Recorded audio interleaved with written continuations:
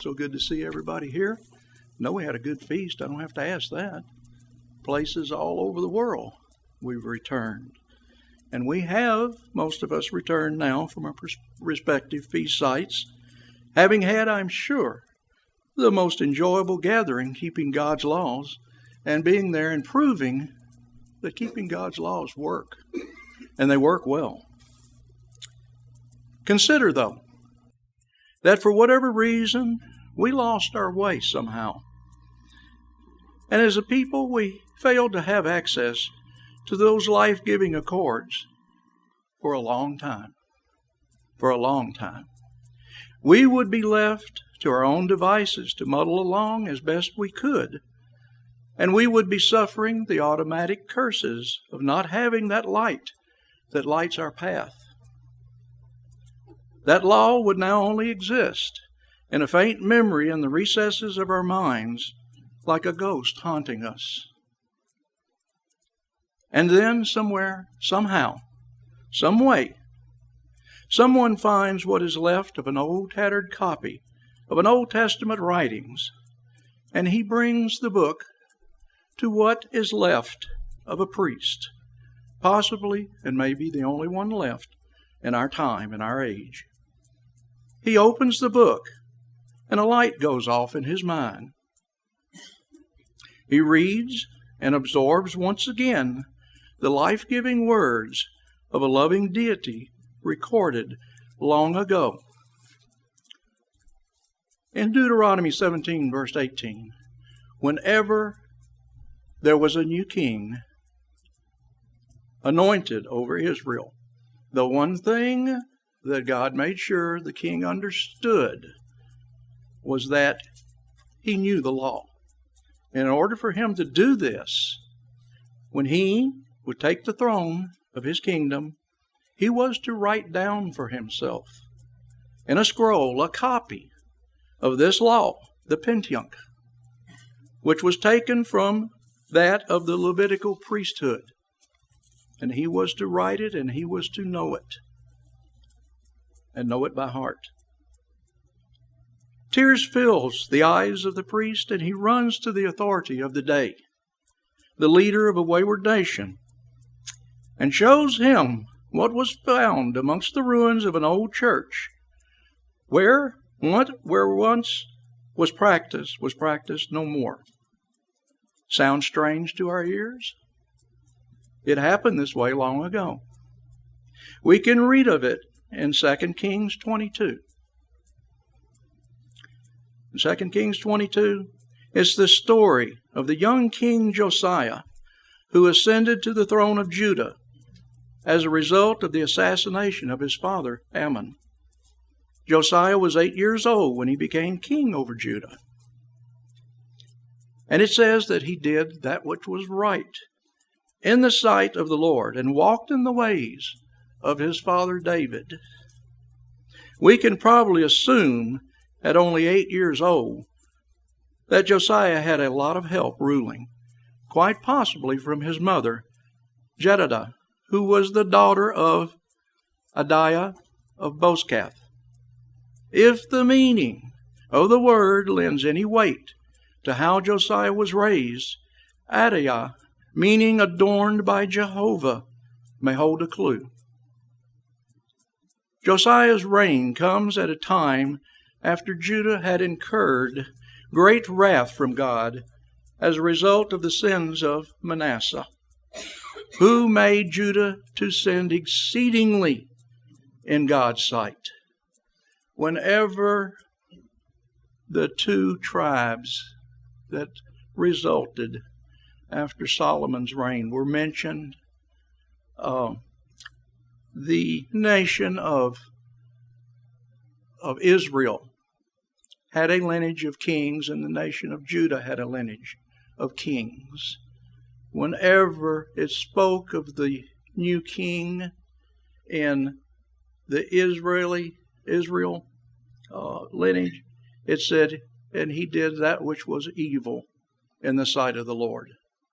And his son inherited his place, and he did that which was evil in the sight of the Lord. And it goes on from evil to worse to bad to worse than bad.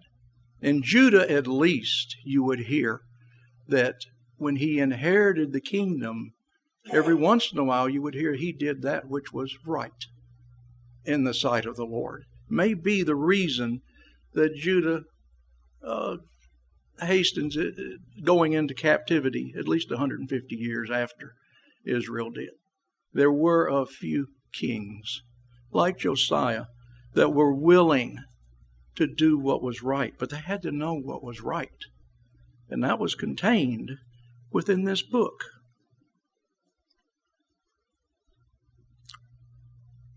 Apparently the people and the servants of Ammon knew his father Manasseh had really garnered God's disfavor, to say the least. When they saw Ammon was to be his father's son, in every sense of the word, they took a hand in the affairs of the nation and slew Ammon, and set up his son Josiah to reign in Ammon's stead. And it seems they chose well, for it was in Josiah's heart to restore God's temple, along with the worship of God they had so long ago forgotten.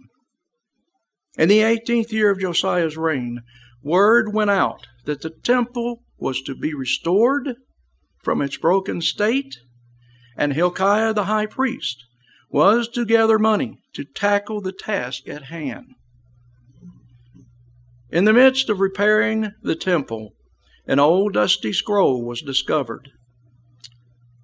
Short of tossing it into the trash heap, Shaphan the scribe showed it to Josiah, and then read to him aloud from the scroll.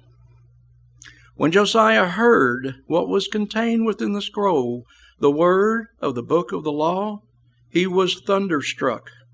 He tore his clothes. He sent his servants to inquire of the Lord concerning what was in this book, in the book of the law. Now there was at that time a prophetess, Huldah, wife of Shalem. She lived in Jerusalem at the college there. She told them of God's message concerning the book that they had found. She said, God said, tell the man who sent you to me, behold, I will bring evil upon this place and its inhabitants thereof, because you have forsaken me and burned incense to other gods to provoke me to anger with the works of your hands. And my wrath is against this place, and it will not be quenched. It will not be quenched. But say to the king of Judah, because your heart was tender, you humbled yourself before me, I will allow you to die in peace, so that you will not see the evil I will bring. Josiah then undertook an almost complete cleansing of the temple, both spiritually and physically. He had all the idols of Baal destroyed. He cleansed the temple of all the profane items found there. And from what I can understand from history, they were pretty profane. To understand that the children that were taken from the people of Israel were raised in prostitution to serve in the temple, it was almost unthinkable. In this day it's bad enough, but back then that's about as far as you can go, in removing yourself from what God had in mind in his own temple. Josiah had these things cleansed and taken out of the temple. And true to his word, God did not bring all the evil in Josiah's time. His time was a time of what the Hebrew word, Nathan, shuv. It's in Strong's Concordance. It's H7723. It's a verb that means return. It was a time of returning, which is exactly what it means. And it's the title of this sermonette. We have returned from a place of remembrance where, as I mentioned, the laws of God was spoken to us. The convention all around the world, keeping God's festival. And gladly we receive them. Gladly we receive them. The world's time is coming soon when they too will recover the knowledge of the law. A time when they will no longer live under a curse of disobedience. A time when they will return to their Maker and their Redeemer. It's spoken of in the 8th chapter of Zechariah, where God says, He is zealous for Zion. The Lord will return to Zion and dwell in the midst of Jerusalem. People will return from the east and the west. We have a song from the Psalms depicting this, a beautiful song of that time. And the Lord then will be as determined to bless as He was to punish in the past. God says to act righteously to one another. Feasting will now become more appropriate than the appointed fast times that we have known.